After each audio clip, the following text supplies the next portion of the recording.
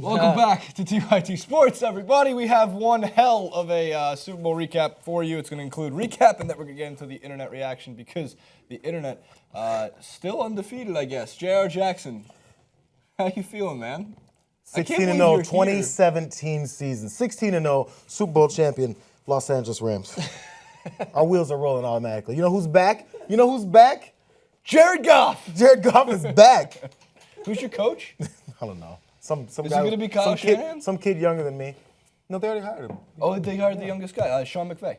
Do you know what I love about JR's tweeting during the Super Bowl is that he doesn't want to get into the shit talking, but he tells people that he wants to get into the shit talking. So it's kind of like, it kind of outdoes itself. It's like, we're up at, like, because obviously we all know of his distaste for the Patriots, but he's like, yeah, I just want to shit talk so much Patriot fans right now, but I'm going to hold on, which is a means to say, I'm kind of shit talking you anyway, but I'm going to hold it a little bit. Because I knew what could happen. There's a lot that happened in this football game. We're going to get into the first half and then the second half because they're two entirely different football games. We're going to yell about Dan Quinn and his play call for that's twice in Patriots Super Bowl history that just if they ran the football, what could have happened?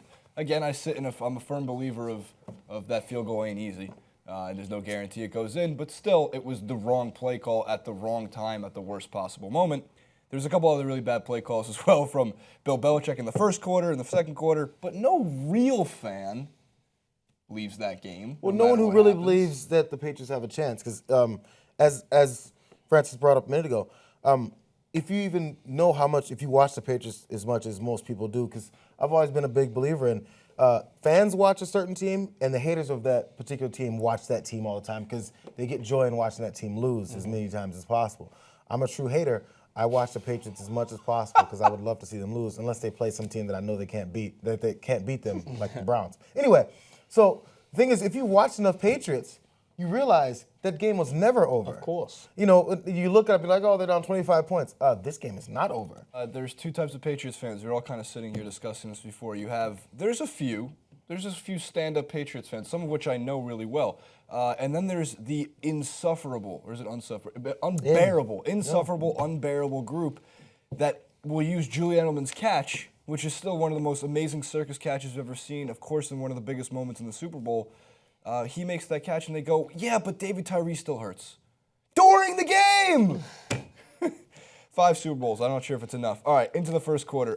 The Falcons scored, as I wrote it down, part of the reason why they lost is they left their defense on the field for like 49 minutes. Absolutely. Their touchdowns, their first touchdown came in 1 minute and 53 seconds. Their second touchdown came in 1 minute and 49 seconds. Their third touchdown was a pick 6, so their offense didn't set on the field. Their defense went right back. And their fourth, their longest touchdown drive of the game, Jayar, 4 minutes and 14 seconds. Wow. Devontae Freeman had the first one.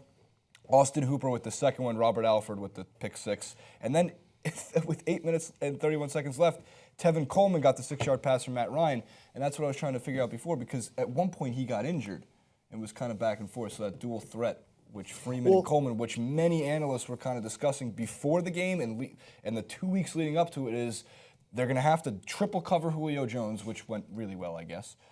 All 4 of those catches were some of the most sublime catches I've ever seen. I think that his last one was, I think it was better than Julian Edelman's catch. But that's just fundamentally his ability to get up and his instinct to make sure that his feet are in and the athleticism that he had. But the pass itself was remarkable as well. Absolutely. Like to be able to do that with the pressure on after just evading the pocket and nearly getting sacked, to be able to do that with such confidence, that's why it's kind of hard to just rag on Matt Ryan, especially the play calling and some of his decisions toward the end, because I thought that he showed such remarkable guts and confidence at certain moments, the way that we see Tom Brady do relentlessly. So it was kind of hard to see, but it is what happens when everyone's talking about Julian Edelman's catch because the Patriots ended up winning. But I'm not taking away from it. It was an instinctive moment where he's able to still understand that the play's never dead and manages to catch it before it goes down. And by the way, Edelman is a giant punk.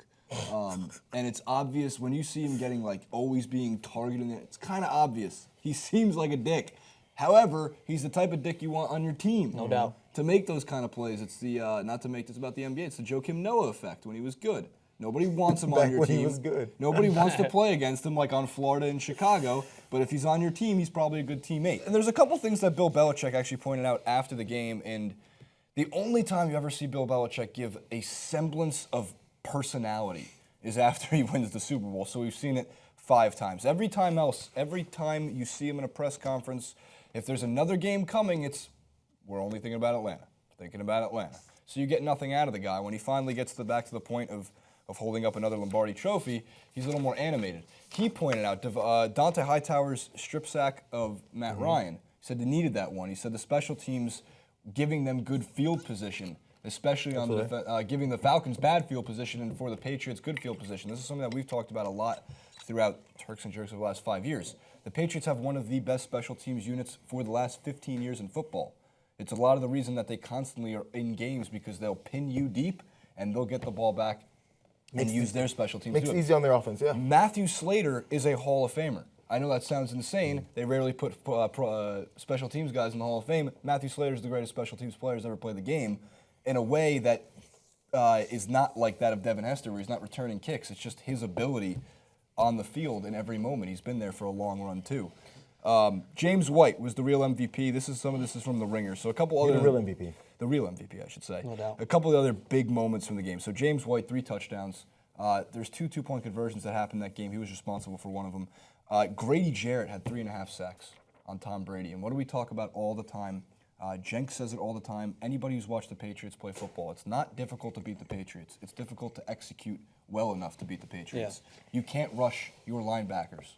You need to drop back in coverage. So when you're inside, defensive tackles can get to Tom Brady and he can't step up, you're going to cause some problems. You're going to cause a shocking, but one that happened, a pick 6 to Robert Alford that returns to a touchdown. At one point, you thought the game was over. And one other point I wanted to mention, you mentioned James White. I thought Bennett as well was an unsung hero throughout the game. I thought that he had phenomenal catches, especially when you look at this team who Tom Brady has his usual go-tos. He's got Julian Edelman and he's got Gronkowski when he's fit. Those are the 2 guys that he's consistent, those small 5-6 yard gains that he looks to, and he didn't have that, especially in the first 2. Like, they were covering Edelman pretty well. Some catches, some people were missing catches. He wasn't getting his throws right.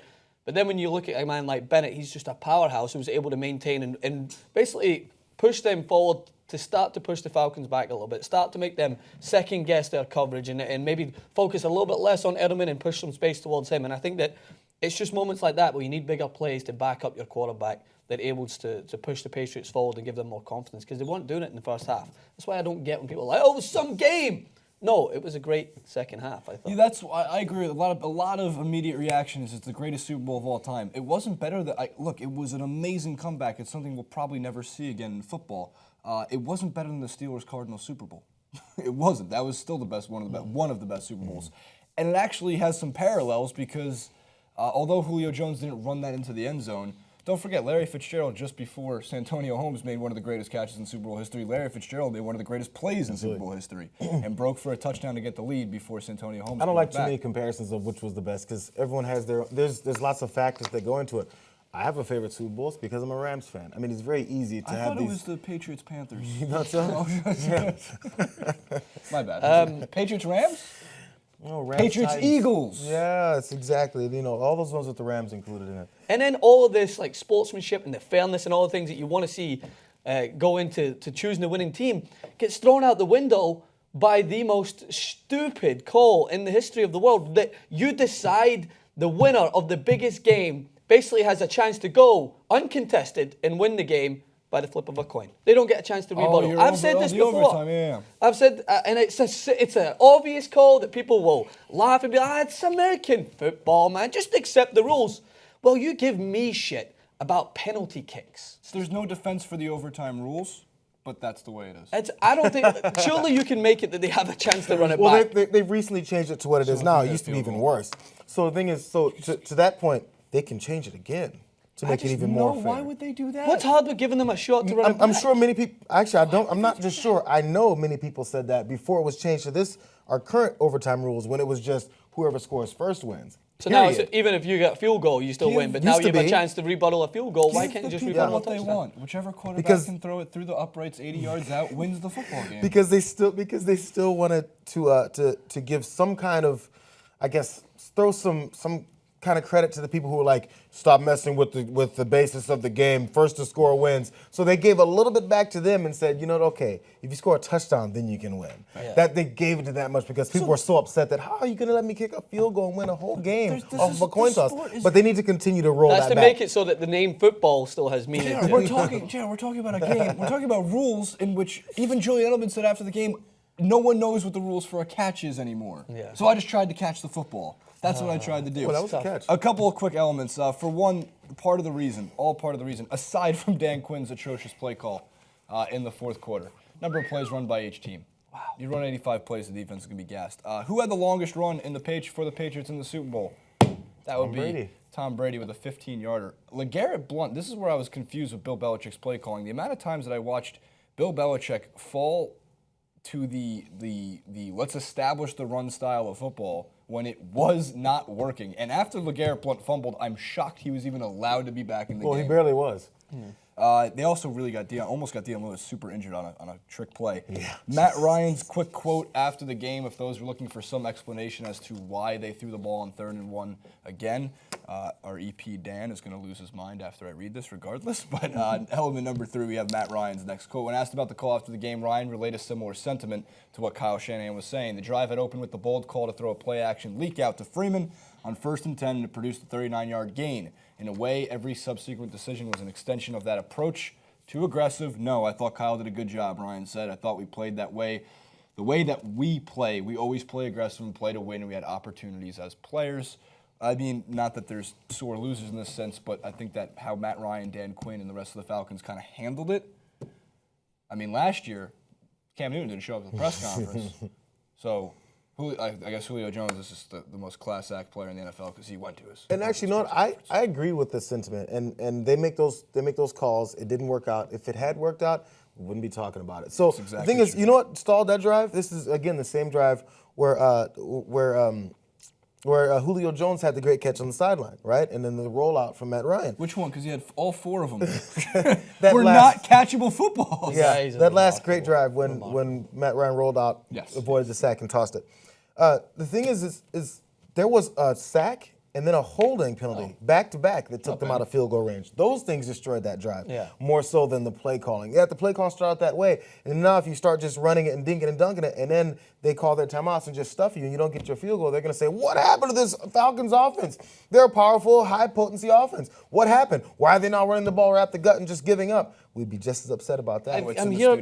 Someone's coming in. I think we've got a correspondent from the outside, the voice of reason coming over the mic. Yeah. Okay. So, which 3rd and 1 are we talking about? Not the. What do you mean in terms of Matt Ryan? That Ryan felt he had to explain. The one where he got sacked for 20 yards and out of field goal range, which Joe 12. Well, of course, it didn't quite knock him out of field goal range. The holding penalty knocked him out of field goal range. It's going to be a 53-yard field goal, and they got some of those yards back. So it would have been ultimately a 45-yard field goal, but the holding penalty. They also missed a face mask, but yeah. Yeah, well, it was dual face mask. But yes, so everybody's wrong to criticize the Falcons here. They are really, it is really like the election. They hit an 8-team parlay, the Patriots did. Everything worked.